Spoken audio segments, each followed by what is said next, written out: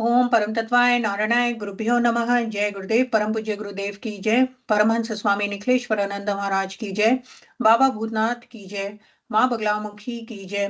माँ काली की जय। सिद्धाश्रम की जय और हमारे भोलेनाथ शिव जी की जय। 10 जुलाई को गुरु पूर्णिमा का बहुत ही पावन मुहूर्त हमारे सामने आ रहा है। हमारे शास्त्रों में कहा गया है कि गुरु ब्रह्मा गुरु विष्णु गुरु देवो महेश्वरा गुरु साक्षात परब्रह्म तस्मै श्री गुरुवे नमः। अर्थात जो गुरु है वही शिव है और जो शिव है वही गुरु है। एक सच्चा शिष्य वह होता है जिसने कभी अपने गुरु में और अपने इष्ट में, चाहे आपके इष्ट माँ काली हो, चाहे आपकी इष्ट माँ बगला हो, चाहे आपके इष्ट भोलेनाथ हर हर महादेव हो, कभी उन्होंने, जो सच्चा शिष्य होता है, अपने गुरु और अपने इष्ट में कभी भेद नहीं देखता। गुरु और शिव ये आपस में भिन्न नहीं है, ये एक ही है, क्योंकि दोनों का तत्व या दोनों का जो एसेंस है, जो मूल है, वह एक ही है और वह है कल्याण। शिव यानी कल्याण। शिव अर्थात जिन्होंने पूरे विश्व का हल लेकर अपने भक्तों की रक्षा की, पूरे विश्व का जहर लेकर अपने भक्तों की रक्षा करने के लिए सबसे पहले जो देवता प्रकट हुए थे वो हमारे महादेव शिव जी थे। और जो गुरु होता है वो तो अवतार इसीलिए लेता है ताकि उनके शिष्यों का, उनके भक्तों का और सामान्य मनुष्यों का कल्याण हो सके। इसीलिए हम लोग हमेशा कहते हैं कि शिव और गुरु एक ही है, दोनों ज्ञान के देवता हैं।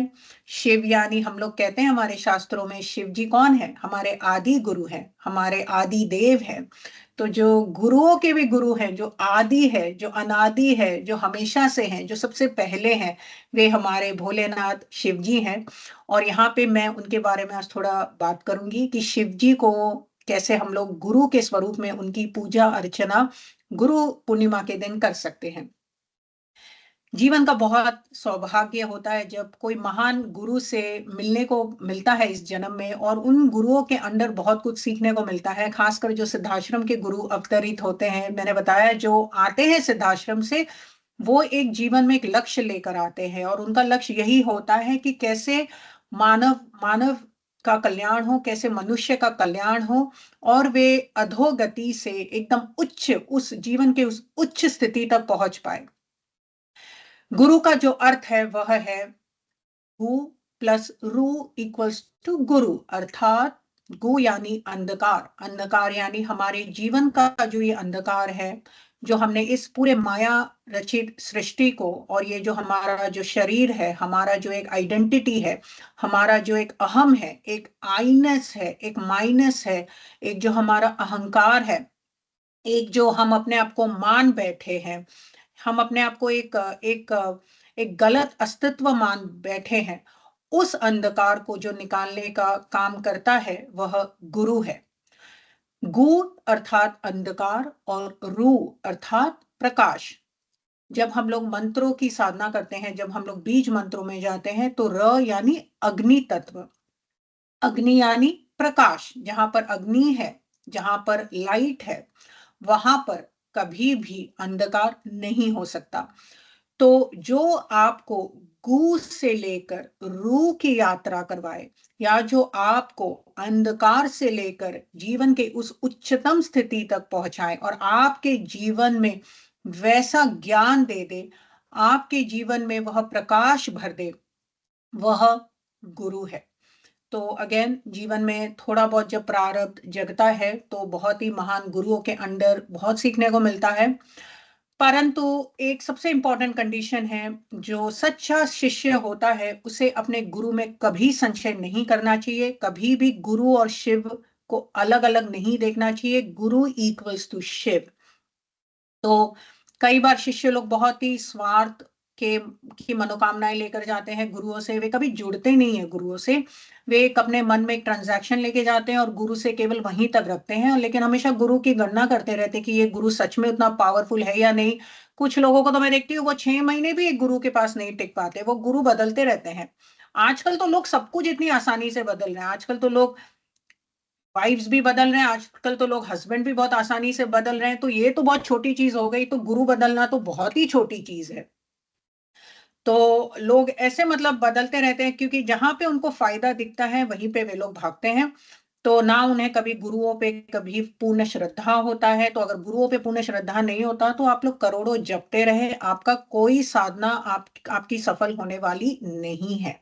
क्योंकि हमारे शास्त्रों में जब कहा जा रहा है कि गुरु ही ब्रह्मा है, गुरु ही विष्णु है, गुरु ही शिव है, लेकिन आप स्वयं आपको वो विश्वास नहीं हो रहा है। आपको ना शिव में विश्वास है, ना आपको गुरु में विश्वास है।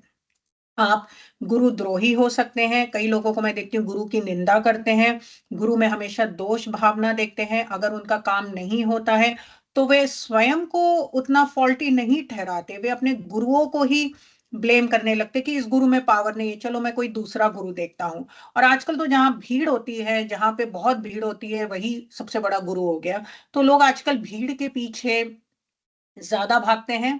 और सच में गुरु की जो सच खोज है वो बहुत कम लोगों में है। बहुत कम लोग इसलिए आते हैं कि मुझे ज्ञान चाहिए, या मुझे रियली में तंत्र सीखना है, या मुझे रियली में बगला माँ सीखनी है, या मुझे रियली बगला माँ की कृपा चाहिए। मैक्सिमम जो लोग आते हैं वो लोग किसी ना किसी स्वार्थ के लिए, किसी ना किसी मनोकामनाओं के लिए ही गुरुओं के पास जाते हैं। और जब उनका वो मनोकामना पूर्ण हो जाता है तो वो वहां से भाग भी जाते हैं। तो ना शिष्यों को वो लेवल का शिष्य ही नहीं रहा आजकल के इस कलयुग में। और जैसे हम लोग महाभारत में पढ़ते हैं, जैसे हमारे एकलव्य जी हुए, उन्होंने कभी द्रोणाचार्य के अंदर बेचारे कुछ सीख भी नहीं पाए, लेकिन एक बार उनको गुरु मान लिया तो मान लिया। तो अगर अपना अपना जीवन भी अगर आपको दे देना पड़े, अगर आपको अपनी जान भी दे देनी पड़ी, तो उन्होंने कभी संशय नहीं किया। उन्होंने कभी ये नहीं पूछा वाई मी, मैं क्यों, मुझसे क्यों आपने ये मांगा। जब उनके सामने गुरु उनके प्रकट हुए और उन्होंने उन्हें अंगूठा मांगा, और शायद अगर उनसे अपना जीवन भी मांग लेते तो शायद मुझे नहीं लगता एकलव्य को कभी डाउट होता। तो ऐसे शिष्य जो हुए हमारे सनातन धर्म में, हमारे शास्त्रों में, कि जिन्होंने एक बार मान लिया तो मान लिया, एक बार आपने अपनी पत्नी को मान लिया, ये मेरी पत्नी है तो ये मेरी पत्नी है। अगर आपने अपने पति को एक बार मान लिया है, चाहे वो अच्छा हो चाहे बुरा हो, चाहे उसको कुछ आता है चाहे उसको कुछ नहीं आता है, एक बार जिसको आपने पकड़ लिया तो पकड़ लिया। वैसे ही एक शिष्य ने अगर किसी गुरु को पकड़ लिया, और टाइम लगाए, उसमें कोई रश ना करे, लेकिन एक बार पकड़ लिया तो पकड़ लिया उस गुरु को। तो उसमें अगर गुरु ने अगर उसके रिटर्न में अगर कुछ मांग लिया, और अगर आपका जीवन भी मांग लिया, अगर आपका छोटा सा अंगूठा मांग लिया, तो कोई बहुत बड़ी चीज नहीं मांगी, क्योंकि वो आपको इतना ज्ञान दे जा रहे हैं, वो आपको इस भवसागर से पार ले जा रहे हैं। पर प्रॉब्लम ये है कि आधे लोगों को भवसागर से भी पार नहीं लगाना है, वे वही इसी भवसागर में बहुत खुश है। उन्हें जन्म मृत्यु, ये जो रोलर कोस्टर राइड है, उन लोगों को बहुत मजा आता है इसमें। एज लॉन्ग एज उनकी थोड़ी बहुत ये मनोकामनाएं पूर्ति होती रहे, उनको इसमें आना जाना, ये जो मृत्यु और ये जो जीवन और ये आना जाना लगा रहता है, पीड़ा पीड़ा जीवन में इतनी होती है, उनको मजा आता है। बस उनका बैंक भरते रहे, उनके बच्चे थोड़ा ठीक रहे, उनकी जो भौतिक उन्नति है वो बहुत हमेशा अपवर्ड ट्रेंड में रहे। तो यहाँ तक ही मेजॉरिटी ऑफ शिष्य लोगों की कैपेबिलिटीज हैं। इसीलिए उनकी साधनाओं में भी उनको उतनी पूर्ण सफलता नहीं मिल पाती। तो एक तो हो गया ये, हम गुरु शिष्य की बात करें तो। और ऐसा गुरु मिलना भी बहुत मुश्किल है आजकल कलयुग में। गुरु लोगों की भी थोड़ी होड़ मची हुई है आजकल, हर कोई गुरु बनना चाह रहा है, और इसी में बहुत लोग बहुत ठग भी रहे अपने शिष्यों को। बहुत मैं देखती हूँ, बहुत है आजकल। मतलब जितना पहले शायद बहुत कम योग्य गुरु दिखते थे, आजकल तो हर कोई गुरु बन बैठा है। तो थोड़ा कलयुग का प्रभाव है। लेकिन जब हमारा जो पुण्य है पिछले जन्मों का, अगर पुण्य बहुत ही स्ट्रांग है, तो ऐसे गुरुओं की डेफिनेटली हमें मुलाकात होती ही होती है। और ऐसे गुरु मिलते हैं कि वो आपको मतलब यहाँ से लेकर वहां तक ले जाते हैं, मतलब एक्सट्रीम। और ये मेरे पर्सनल एक्सपीरियंस है कि मुझे नहीं लगता है कि मैं कुछ भी कर पाने में सक्षम थी या हूं अभी भी। मुझे मेरे जीवन में जो कुछ मिला है वो मेरे गुरु परंपरा से मिला है। सबसे पहले हमारे परिवार में भी, मतलब हम लोगों ने इतना क्या नहीं देखा हमारे जीवन में। हमने, आप क्वेश्चन कर लीजिए, ऐसा कोई प्रॉब्लम्स, ऐसा कोई डिफिकल्टी नहीं है जो मैंने या मेरे परिवार वालों ने हमने देखा नहीं है। बहुत मतलब एक्सट्रीम पावर्टी से लेकर आज जिस भी थोड़ी बहुत हम लोग उन्नति प्राप्त कर चुके हैं, उसमें सच में सबसे बड़ा हाथ अगर है तो हमारे गुरुओं का हाथ है। सबसे बड़ा हाथ अगर है तो हमारे परम गुरु परमहंस स्वामी निखिलेश्वर आनंद महाराज जी, जिनको मैं कोटि कोटि प्रणाम करती हूँ। उन्होंने हमारे जीवन का पूरा मतलब 360 डिग्री यू टर्न कर दिया था। फिर हमारे बाबा जी हुए, बाबा भूतनाथ जी जो कामाख्या के उपासक थे, और मेरे परम गुरु परमहंस स्वामी दिव्य चेतनानंद जी, जिन्होंने सच में बहुत संभाला मुझे और हम सबको। और उनके अनेकों ऐसे शिष्य हैं जो बोल सकते हैं और एकदम मतलब छाती ठोक कर बोल सकते हैं कि हमारे गुरुदेव स्वामी दिव्य चेतनानंद जी का इतना प्रभाव रहा है उनके जीवन में। मतलब लोग क्या से क्या बन गए जब गुरु के मिलने से पहले उनके जीवन में कुछ नहीं था। और ऐसे ही हमारा भी जीवन था जब हम हमारे गुरु से मिले। बहुत बहुत कठिनाइयां थी, बहुत संघर्ष थे हमारे जीवन में, लेकिन सब कुछ गुरु ने अगर बोल दिया कि जा तेरा ये हो जाएगा, तो हम लोगों को विश्वास होता था। एक बार अगर हमने फोन उठाकर बोला गुरुजी ऐसा है, गुरुजी थोड़ा डर जाते थे। अगर गुरुजी बोल देते थे कि यार टेंशन मत ले, सब हो जाएगा, तो टेंशन मत ले, तो बस हम लोग इतना खुश हो जाते थे बस उनके उन शब्दों में, उनके उन वर्ड्स में कि अब कोई टेंशन नहीं, अब मैं आराम से सोऊंगी, अब मेरे को कोई टेंशन नहीं है, मेरे गुरुजी मुझे संभालेंगे। तो हमें वैसा एक दृढ़ विश्वास था हमारे गुरुओं पे, इसलिए हमारा काम होता रहता था। तो ऐसा हो पाना बहुत मुश्किल है। ऐसा बहुत ऐसा श्रद्धा, ऐसा विश्वास कर पाना अपने गुरुओं में। गुरुओं को लोग बहुत ही एक आम आदमी समझकर चलते हैं, एक व्यक्ति समझकर चलते हैं, परंतु वे भूल जाते हैं कि गुरु उस व्यक्ति से भी परे है। वो चाहे लिविंग फॉर्म में हो या नॉन लिविंग फॉर्म में हो या अभी नहीं है आपके साथ, पर जो गुरु का ज्ञान है, जो गुरु का शब्द है, जो गुरु के कुछ ऐसे वो दे गए होंगे आपको, वो आपके जीवन को कहां से कहां पहुंचा देगा। और गुरु जो सच में आपके साथ जुड़ा होता है, और अगर आप अपने गुरु के साथ जुड़े होते हैं, तो आपके स्वप्न में आकर आपको वो इतना ज्ञान दे जाएंगे, आपको वो इतना उपदेश दे जाएंगे, आपको वो मंत्र दे जाएंगे, आपके गुरु आपको दर्शन दे जाएंगे कि जब आप सुबह उठेंगे तो आपको लगेगा क्या मैंने क्या सपना देखा यार, क्या स्वप्न था वो, कि मेरे गुरु जी आए, व्हाइट क्लोथ्स में आए, एकदम सफेद वस्त्रों में आए या पीले वस्त्रों में आए और मुझे स्माइल करते हुए देखे। कल ही मैं एक सपना देख रही थी कि मैं एक ज्योतिर्लिंग मंदिर में हूँ। Can you believe it? मतलब इतना अच्छा मैंने स्वप्न देखा कल रात को कि मैं किसी मंदिर में हूँ और मैं शिव जी को मिलने जा रही हूँ। कोई ज्योतिर्लिंग मंदिर था। तो समझ लीजिए कि गुरु कृपा है, गुरु पूर्णिमा आ रही है। तो गुरु को आम मत समझिए। गुरु मतलब ज्ञान, गुरु यानी गु यानी अंधकार से लेकर आपको उस आपके जीवन में जो प्रकाश भर डाले, आपके जीवन में जो ज्ञान भर डाले, आपके जीवन में जो सुख संपत्ति, आपको जो चाहिए, आपका वो जो परम तत्व का जो ज्ञान, आपको जिस चीज का आपको बोध कराने के लिए आते हैं, वे गुरु हैं। उसके बाद तो जो गुरु के साथ, किसी गुरु के साथ जुड़े हैं, किसी गुरु परंपरा से जुड़े हैं, वे लोग तो अपने गुरुओं की पूजा करें। आज के दिन अगर जीवित है तो आप अपने गुरु से मिले, चाहे आप कहीं भी हो, आप फ्लाइट बुक करें, ट्रेन बुक करें, आज का दिन को गवाए नहीं। आप अपने गुरु के चरणों में जाकर बैठे और उनके चरणों को पूजे। आज के दिन हमारे गुरु गीता में कहा गया है कि गुरु के चरणों में सारे तीर्थ होते हैं, सारे तीर्थों का प्रवाह एक गुरु के चरणों में होता है। तो आज का दिन तो मतलब आपको जाने, जैसे एनिवर्सरी के दिन हस्बैंड वाइफ जरूर एक साथ बैठेंगे, बर्थडे के दिन आप अपने बच्चों को जरूर मिलने जाएंगे।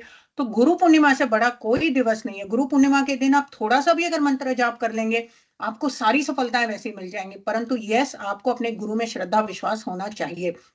और अगर आप बहुत लकी है और अगर आप अपने गुरु के सामने जाकर आज कोई साधना या कुछ ऐसे पूरा शरण अर्चन कुछ कर रहे हैं, तो डेफिनेटली 100% आपको सक्सेस मिलेगी। तो आज के दिन तो आपको अपने गुरु के पास जाना ही जाना है। दूसरा आता है, और ऑफ कोर्स गुरु गीता पढ़ें। आप आज के दिन गुरु गीता पढ़ें। दूसरा आता है, जिनके गुरु नहीं है वे किसको पूजे, वे किसको जपे, वे किसको माने। तो हमारे शास्त्रों में उसका भी एक विधान है। तो शिव जी को हम लोग आदि गुरु मानते हैं। शिव जी को एक उनका जो स्वरूप आता है, एक उनका अवतार आता है, वे दक्षिणामूर्ति स्वरूप हैं, जो एक ज्ञान रूपी गुरु के रूप में है, जो एक मार्गदर्शक के रूप में है, जो एक शिक्षक के रूप में है। तो यह जो शिव जी का स्वरूप है, शिव जी के अनेकों रूप है, अनेकों स्वरूप है, पर यहाँ पर जो दक्षिणामूर्ति शिव जी की बात हो रही है, वे एक एक गुरु के रूप में है। गुरु एक शिव जी के अवतार हुए जो एक गुरु के रूप में यहाँ पर प्रस्तुत है। एक उनकी कथा आती है, मैं बहुत डिटेल में नहीं जाऊंगी, बहुत थोड़े में समझा दूंगी कि टॉपिक बहुत लंबा हो जाएगा। कि एक समय था जब ब्रह्मा जी के जो 4 पुत्र थे, सनक, सनंदन, सनातन और सनत कुमार, उन्हें उन्होंने कठोर तपस्या की और उन्हें एक जिज्ञासा हुई उस परम तत्व को जानने की, उस ज्ञान को जानने की उन्हें बहुत बड़ी जिज्ञासा हुई। तब वे विश्व का विचरण करने लगे, भटकने लगे और फिर वे कहीं किसी वन में जाते हैं और वहां पर वट वृक्ष के नीचे उनकी भेंट हमारे शिव जी से होती है और वहां पर शिव जी दक्षिणामूर्ति रूप में बैठे होते हैं, ध्यान में बैठे होते हैं। और सबसे मजेदार बात यहां पर यह आती है कि जब ये चारों कुमार शिव जी के समक्ष जाकर बैठते हैं, नीचे बैठते हैं, तो जो शिव जी है, जो दक्षिणामूर्ति जी है, वे सारा का सारा ज्ञान का आदान प्रदान बिना कुछ बोले करते हैं, बिना एक शब्द बोले करते हैं, एकदम complete silence, no talking, no words. तो उस अवस्था में, उस साइलेंस की अवस्था में, उस मौन की अवस्था में, उस शून्य की अवस्था में सारा का सारा ज्ञान का संचार दक्षिणामूर्ति शिव जी उन चारों कुमार को करते हैं। यहां पे एक बहुत ही इंपॉर्टेंट बात समझने की है कि जो सच में ज्ञानी होता है, जो सच में जिसमें एक टैलेंट होता है और जो सच में जिसमें कुछ होता है, उसको ज्यादा प्रपंच में पढ़ने की जरूरत नहीं है, उसे ज्यादा दिखावा की जरूरत नहीं है, ज्यादा बोलने की जरूरत नहीं है। वे बिना कुछ बोले ही अपना अस्तित्व अपना एक दिखा देते हैं, लोगों को पता चल जाता है। एक शेर जब किसी जंगल में रहता है, उसको दहाड़ने की बार बार जरूरत नहीं कि मैं शेर हूं, देखो भाई मैं शेर हूं, मैं शेर हूं, यहाँ आओ, मेरा मेरा प्रणाम करो, मेरे पैर छुओ। शेर एक बार सामने आ गया, बिना कुछ बोले ही आधे से आधे लोग ऐसे ही हट जाते, भाग जाते कि अरे शेर आया, शेर आया, उसको दहाड़ने की भी जरूरत नहीं है। वैसे ही अगर आप देखेंगे कि जब हीरा भले ही आता है कोयले से, जब हीरा आता है, हीरा हीरा की चमक, हीरा को चमकने की भी जरूरत नहीं है, वो तो स्वयं चमक रहा है और उसको देखते ही लोगों को पता चल जाता है यार ये तो हीरा है। हीरा अपने चमक से पूरे विश्व को चमकाता है। उसको अपने यहाँ चिल्लाने की जरूरत नहीं, देखो भाई मैं हीरा हूं, देखो मैं टॉप ऑफ द क्लास हूँ, top of the class gem हूँ। लोग वैसे ही देख के इतने मनमोहित हो जाते हैं, वाओ हीरा, diamonds, diamonds are girls best friends.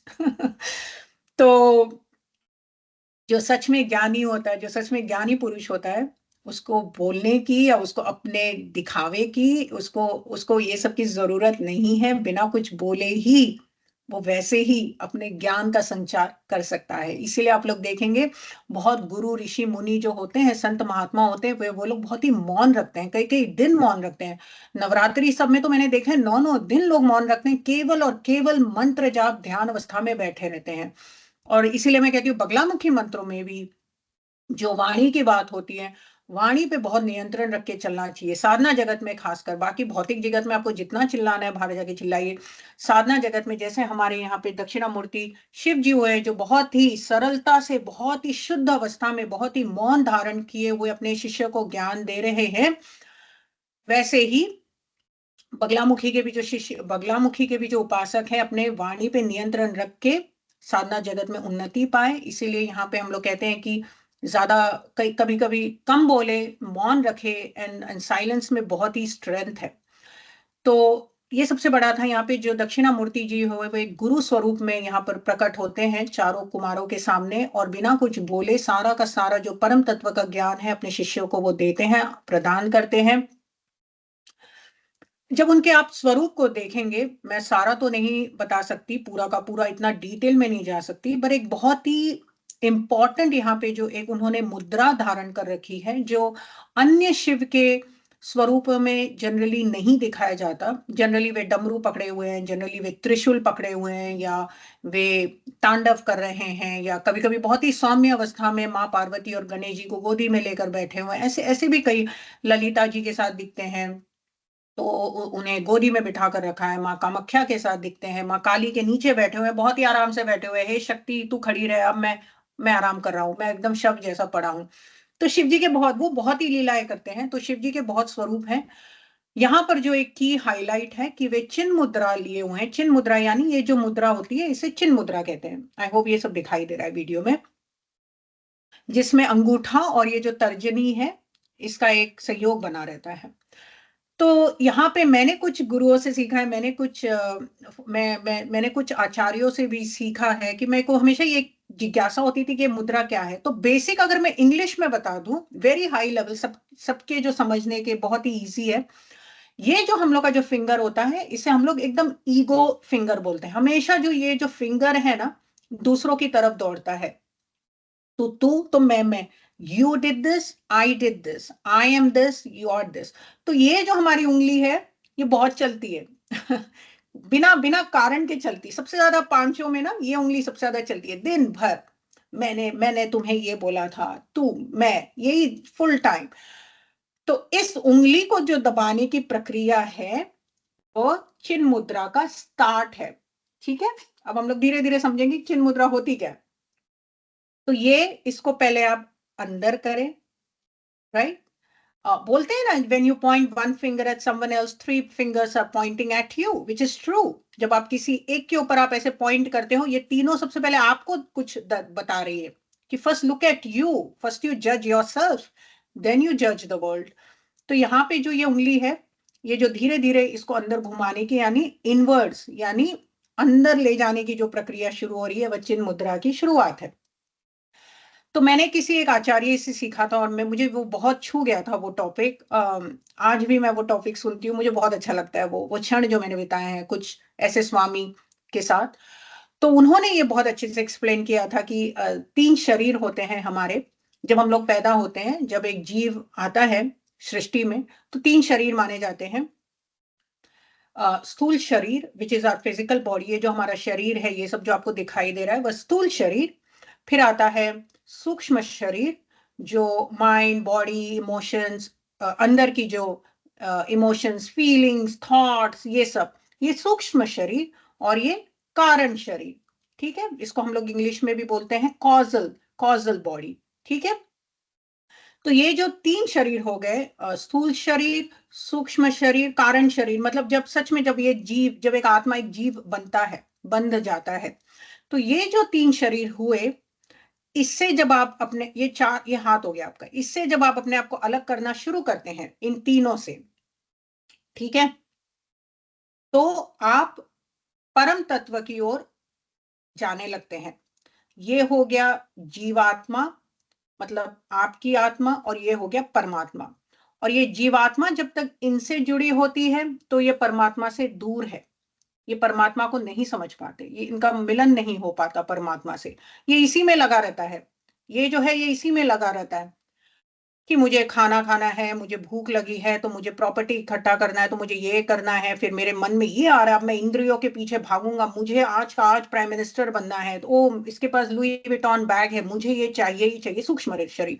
तो और इसी में बंधता रहता है कारण शरीर। तो जैसे ही जीवात्मा की जो जर्नी है, जीवात्मा की जो यात्रा है, जो परमात्मा की तरफ जब घूमने लगती है, जब परमात्मा की तरफ आप दौड़ने लगते हो, जब आपका मन इन तीनों चीज से हटकर, जब आपकी आत्मा इन तीनों चीज से हटकर परमात्मा की ओर मुड़ने लगती है, तब इस जो मुद्रा को कहते हैं, हम लोग इसे चिन्ह मुद्रा कहते हैं। ठीक है, चिन्ह मुद्रा is all about introspection, inwards, going towards that higher goal, going towards that ultimate realization of life, which is parabrahma, परमात्मा। सो ये आत्मा, ये परमात्मा, इन दोनों का जो मिलन है वह चिन्ह मुद्रा है, और इन तीनों को हटा देना है। ठीक है, जब इन दोनों का मिलन होगा, इसका मतलब आपको वो सारा ज्ञान आपको मिल चुका है और अब आपकी मुक्ति होनी ही होनी है। So this is the ultimate चिन्ह मुद्रा। और भी इसके कई मीनिंग है। बेसिक अगर आपको समझना है तो ये ईगो हो गया, इसको आपको अंदर करना है और इसको आपको परमात्मा के साथ जोड़ना है। ठीक है, सो योर ईगो प्लस परमात्मा इज चिन्ह मुद्रा, then there is no more of your ego। ठीक है, so this is the basic। तो जो दक्षिणामूर्ति जी का स्वरूप है, वो सबसे इंपॉर्टेंट एक जो मुद्रा बता रहे हैं वो चिन्ह मुद्रा है। जनरली आपने योगियों को देखा होगा, वे हमेशा इस मुद्रा में ही ध्यान करते हैं। तो चिन्ह मुद्रा यानी एक ज्ञान का प्रतीक होता है कि आप अब अपने माया को छोड़कर अपने इस आत्मा को परमात्मा से मिलन कराने की जो मुद्रा है, या उस उच्चतम ज्ञान तक जो पहुंचा रही है, वो इस चिन्ह मुद्रा को बोलते हैं। उसके बाद और भी उनके बहुत स्वरूप हैं। उसी अगर आप जब कभी उनका तस्वीर देखेंगे, उनके चित्रों को देखेंगे तो बहुत कुछ उन्होंने पकड़ रखा है। एक तो उन्होंने एक बुक पकड़ी हुई है, वेद पकड़ी हुई है, माला पकड़ी हुई है, नीचे एक डीमन जैसा बताया गया है जिसे हम लोग अंधकार बोलते हैं, जो मैंने अभी समझाया कि गुरु यानी गु से लेकर रू, यानी अंधकार से लेकर प्रकाश, उजाला, ज्ञान।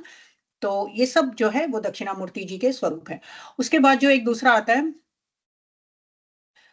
दक्षिणामूर्ति का एक और अर्थ में, दूसरा एक अर्थ ये भी आता है कि जो दक्षिण दिशा में, इनफैक्ट जब चार कुमार उनको मिलते हैं तो वे दक्षिण दिशा की ओर मुख करके बैठते हैं।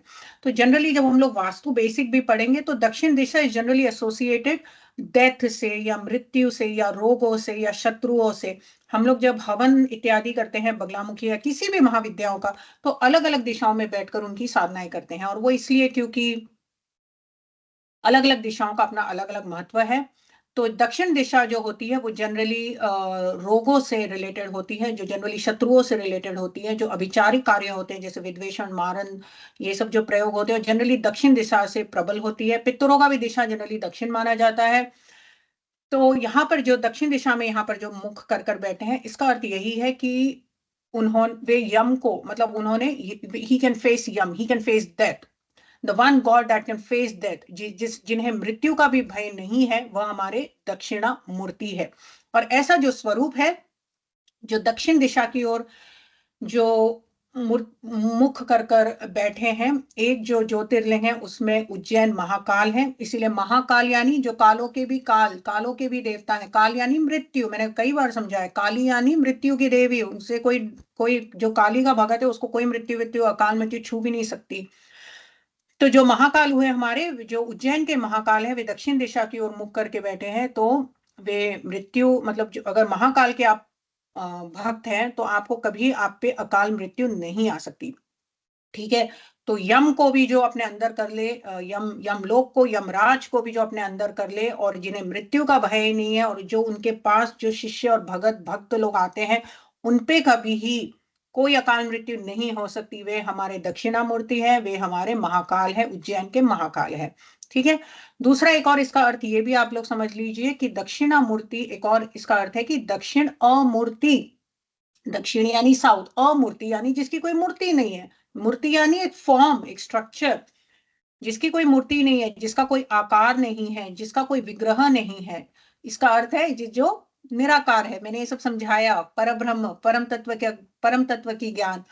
तो ये सब जो एक स्वरूप है, जो निराकार, जो परब्रह्म है, जो बियॉन्ड एनी फॉर्म, जो फॉर्मलेस है, जो इनफाइनाइट है, जो सच्चिदानंद है, वह हमारे दक्षिण अमूर्ति है। ठीक है। उनको किसी फॉर्म में नहीं बांध सकते। वे दिगंबर है, वे निराकार है, सर्वव्यापक है। ये तो हो गए बहुत ही बेसिक दक्षिणामूर्ति के। तो जिनके गुरु नहीं है, वे लोग, आप लोग गुरु पूर्णिमा के दिन खासकर शिव जी के जो इस दक्षिणामूर्ति स्वरूप है, उनको आप उनका पूजा या जो भी अब मैं धीरे धीरे समझाऊंगी, आप लोग वे कर सकते हैं आज के दिन। तो आपकी जो भी मनोकामना है, अगर आप दक्षिणामूर्ति जी की साधना इसलिए कर रहे हैं कि हे भगवान, हमें भी किसी गुरु, योग्य गुरु की प्राप्ति हो, हमें भी कोई योग्य गुरु मिले, तो आप दक्षिणामूर्ति शिव जी से प्रार्थना करें, और हर गुरुवार को उनकी पूजा करें, सोमवार को उनकी पूजा करें, और भगवान से प्रार्थना करें कि हमें भी कोई योग्य गुरु मिले। मुझे बहुत जिज्ञासा है, मुझे कुछ सीखना है, या मेरे जीवन में बहुत प्रॉब्लम्स है इस समय, और मुझे कोई योग्य गुरु चाहिए जो मुझे इस प्रॉब्लम से निकाले। इसमें भी कोई प्रॉब्लम नहीं है। अगर आपको बहुत गरीबी है, आपके जीवन में बहुत रोग है, आपके जीवन में कोई मुसीबत में आप फंसे हुए हो, आप किसी ऐसे गुरु को ढूंढना चाह रहे कि हे गुरु, आप ही मुझे बताएं कि मैं इस जंजाल से कैसे निकलूं।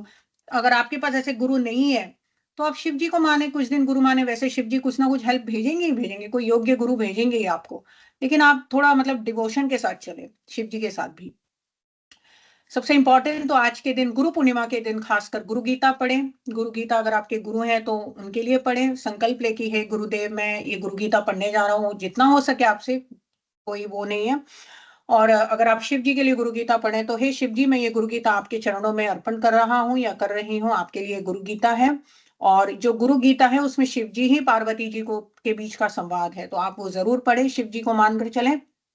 और आज के दिन जैसे शिव जी की पूजा होती है, बेलपत्र से उनकी पूजा करें। कच्चा दूध, अगर गाय का शुद्ध दूध मिल जाए, कच्चा दूध मिल जाए, तो आज शिव जी को, शिवलिंग को जरूर चढ़ाएं। और यह मंत्र बहुत एक बेसिक है, मैं जो आपको बोल रही हूँ, आप ये मंत्र बोलते बोलते शिव जी पे चढ़ाएं एज अ गुरु फॉर्म। नमः शिवाय भी बोल सकते हैं, जो भी आपको त्र्यंबकम जो भी आपने सीखा है आप वो भी बोल सकते हैं, कोई प्रॉब्लम नहीं। लेकिन अगर आप स्पेशली गुरु रूप में, दक्षिणामूर्ति रूप में अगर आज आप गुरु शिव जी की पूजा करना चाहते हैं, तो दूध में बेलपत्र जो भी आप चंदन इत्यादि उसमें मिक्स करके इस मंत्र से आप शिव जी का अभिषेक करें। तो मंत्र इतना ही है, ओम नमो भगवते दक्षिणा मूर्तये। फिर से मैं रिपीट कर देती हूँ, ओम नमो भगवते दक्षिणा मूर्तये। इसका मतलब है भगवते दक्षिणा मूर्ति, मैं आपको नमन कर रहा हूं, तो आप उनका अभिषेक करें, कच्चा दूध डालें, रुद्राक्ष अगर आपके पास माला है, इसमें कोई दीक्षा की टेंशन नहीं है, कोई दीक्षा नहीं लेना है। आप यही माला से, रुद्राक्ष की माला से गुरु गणेश भैरव जो शिव जी है यहाँ पर, उनको नमस्कार करके और हनुमान जी को याद करके बेसिक और करके आप इस मंत्र का ओम नमो भगवते दक्षिणा मूर्तये, इस मंत्र का अधिक से अधिक जाप करें। संकल्प भी ले सकते हैं कि हे भगवान, मैं कुछ दिन या 11 दिन, या अगर आप कुछ इतना बड़ा करना चाह रहे करें, अगर नहीं करना चाह रहे एक दिन की साधना करें, बोले हे भगवान मुझे भी किसी गुरु की प्राप्ति हो, या मेरा कुछ ऐसे है, अगर आप इन्हीं को गुरु माने कि मेरे जीवन में कुछ ऐसी कठिनाइयां हैं, मेरे जीवन में कुछ प्रॉब्लम्स है, आप उसका निराकरण करें। तो मैं आपके लिए आज ये माला जपने जा रहा हूँ। एक और मुझे मंत्र देना था, और ये मैं अभी स्क्रीन पे डाल देती हूँ ताकि आप लोग इसे पढ़ ले और समझ ले, और मैं इसको एक्सप्लेन करती हूँ। तो मंत्र है, ओम नमो भगवते दक्षिणामूर्तये मह्याम मेधाम प्रज्ञाम प्रयच्छ स्वाहा।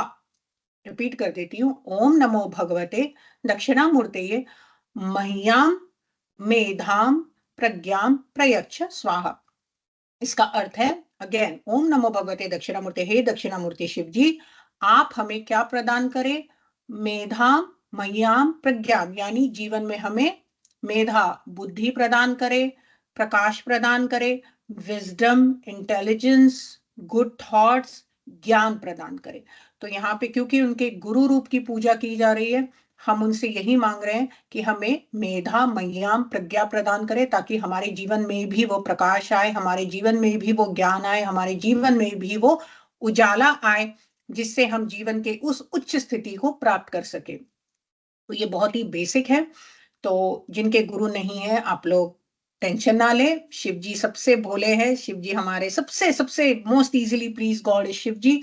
उनको ही आज के दिन गुरु गुरु मानकर उनकी पूजा करें। अगर आपकी गुरु परंपरा है तो आज के दिन अपने गुरु के पास फिजिकली जरूर जाएं, और अगर आपके गुरु फिजिकली नहीं है तो अधिक से अधिक गुरु मंत्र का जाप करें, गुरु गीता का पाठ करें, और आपसे जो कुछ बन सकता है और जो भी भोग इत्यादि है उनको चढ़ाए। ऑफ कोर्स शिव जी को तो आप खीर चढ़ा सकते हैं आज के दिन, व्हाइट खीर। और ये जो सारी साधनाएं जो मैंने बताई अभी, व्हाइट कपड़ों में करें, व्हाइट आपका वस्त्र होगा, व्हाइट आसन होगा, लाल भी चलेगा, आप लोग इसमें मत पड़े, व्हाइट और लाल और पीला, ऑफ कोर्स बिकॉज हम लोग शिव जी के साधनाओं में जनरली व्हाइट यूज करते हैं। व्हाइट करे, ये पीला है पीला करे, लाल है लाल करे, दिशा आपकी पूर्व और उत्तर हो, और शिव जी को मनाएं। और जो आप लोग नॉर्मली करते हैं, बेलपत्र चंदन इत्यादि से शिव जी की पूजा करें, रुद्रा अभिषेक करें आज के दिन। अगर आप रुद्र मंत्र जानते हैं करें, नहीं जानते तो जो मैंने आपको मंत्र यहाँ पे बताया, दोनों मंत्रों से आप शिव जी पे अभिषेक कर सकते हैं। ठीक है, चलिए, आप लोगों को गुरु पूर्णिमा की हार्दिक शुभकामनाएं। जीवन में आपके भी ऐसा सौभाग्य जगे कि कोई बहुत ही उच्च गुरु आपको भी प्राप्त हो और आपको साधनाओं में बहुत सफलता प्रदान करे। चलिए, ओम परम तत्वाय नारायणाय गुरुभ्यो नमः। जय गुरुदेव।